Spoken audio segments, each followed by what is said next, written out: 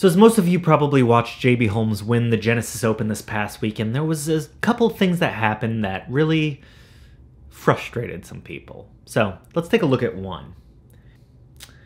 Right here, we have a 1 and 16-second long video of JB Holmes about to hit a putt.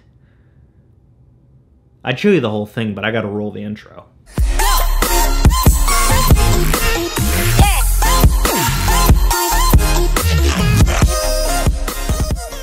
Welcome back to another episode of Knock Stiff Golf. I'm Kyle, and I still live in Anchorage, Alaska, so when the snow is flying, I don't get to play a lot of golf. I get to be on here and talk about it.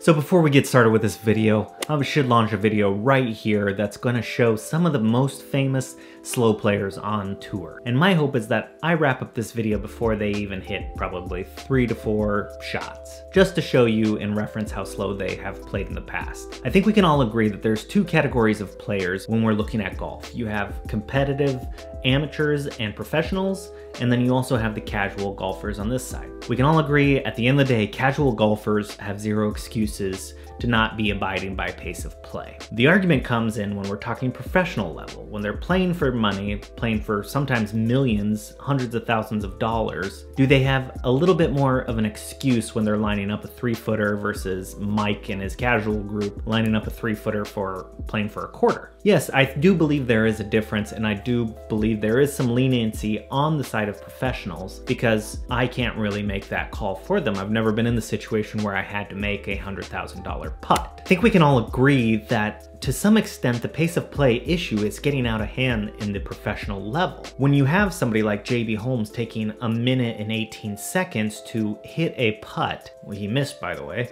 and whatever the case was, he waited till whether it was Justin or Adam had finished putting before he started his whole process of lining up the putt. Now, if we diagnose this, he's going into great detail with his caddy. They're using a technique called aim point. I encourage you to look into it. I think it can be very valuable, but the problem is they waited till it was their turn to play before they went through all of the steps that he normally does. That's why it got drawn out to almost 1 minute 20. That got me interested in what the rules of golf actually are. There was a couple posts that I saw on Twitter from like Matt Janella, and I'm a big fan of his. I got to play down at Winter Park and just hear all the stories and stuff like that, and just seems like a great guy for golf. And he's mentioned a few things. If you're gonna have penalties on the course for doing things, you need to enforce them all. Basically, that comes down to the slow play. So I looked into it a bit, and when you get into the rules, in my opinion, it is a little fuzzy. So from what I can find, it looks like in previous years, it was under rule 6.7 or something like that in regards to what a shot should take you. And what were the penalties for not being that, and the penalties for not completing a shot in a time frame, what were certain excuses, what were the guidelines that should be used for every shot. I found it very confusing, to be honest. The rules of golf to me are just confusing. So under the new rules, it looks like it's under rule 5.6.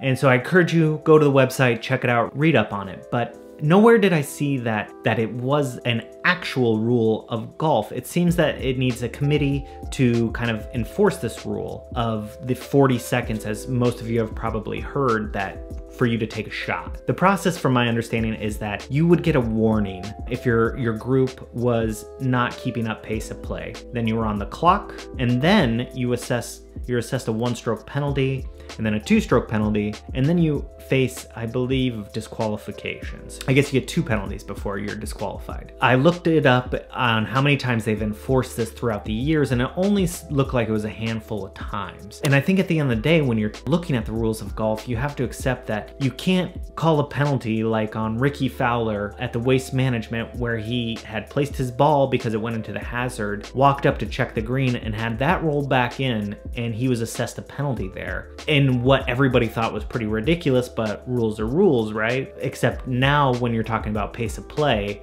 this rule is kind of flimsy. And so it's kind of a little bit of the PGA's fault that they're not enforcing this rule to help speed up pace of play. I just want to make this video because I wanted everybody to kind of do their own research on this topic. I'm not an expert on the rules. I'm not an expert on pace of play. I do notice that it definitely drains into casual play and and casual play has become insufferably slow. It needs to speed up. Players need to realize that the new rules are in place to help speed up the game. I don't know if they will yet because rules take time to adopt and players don't really follow the golf rules in general. A small minority follow them very strictly, but as a general golf community, the rules aren't followed as strictly as you would think, and yet the rounds are still taking forever. Just go read through the rules, check them out, get comfortable with them, and let me know in the comments if you know of a way that pace could be sped up in not only casual play, but also in the professional level. As always, guys, thanks for tuning in. This was just a short little recap of just pace of play and how it's an annoying problem. Like, comment, subscribe. Let me know below about the rules, what you think could be done. If you have any suggestions on the channel or just in general. I'll see you guys next time. Bye.